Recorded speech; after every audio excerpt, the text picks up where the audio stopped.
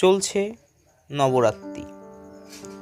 এই শুভ মুহূর্তে আমরা কিভাবে মাতা ভগবতীর আশীর্বাদ নিজের জীবনে আনয়ন করতে পারি তা একটি গুরুত্বপূর্ণ বিষয়।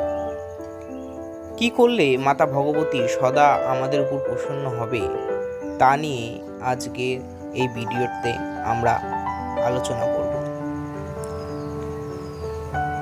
যদি আমরা শ্বেত এবং নীল অপরাজিতাকে মায়ের শ্রীচরণে এই নবরাত্রির সময় ষষ্ঠী থেকে দশমীর মধ্যে মাকে অর্পণ করতে পারি এবং আমরা মনস্কামনা মায়ের উদ্দেশ্যে জানাতে পারি, তাহলে আমাদের যে মনস্কামনা অবশ্যই সেই মনোবাসনা সৎ হতে হবে। তাহলে অবশ্যই মাতা রানী তা পূরণ করবে। এছাড়াও আমরা যদি পদ্ম ফুল দিয়ে মাতা রানীরকে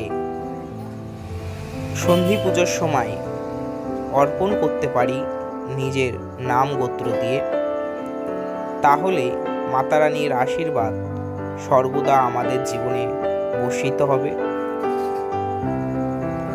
আর সেই আশীর্বাদে আমাদের যাবতীয় তিতাব জ্বালা দূরীভূত হবে। প্রচণ্ড মানসিক কষ্টে যারা আছেন তারা যদি এই সময় মা ভগবতীকে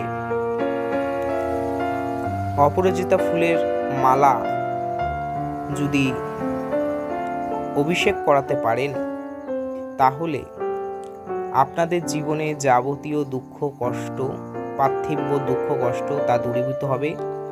মাতা রানীর শ্রীচরণের আপনারা আশ্রয় পাবেন, তার আশীর্বাদ সর্বদা আপনাদের উপর বর্ষিত হবে।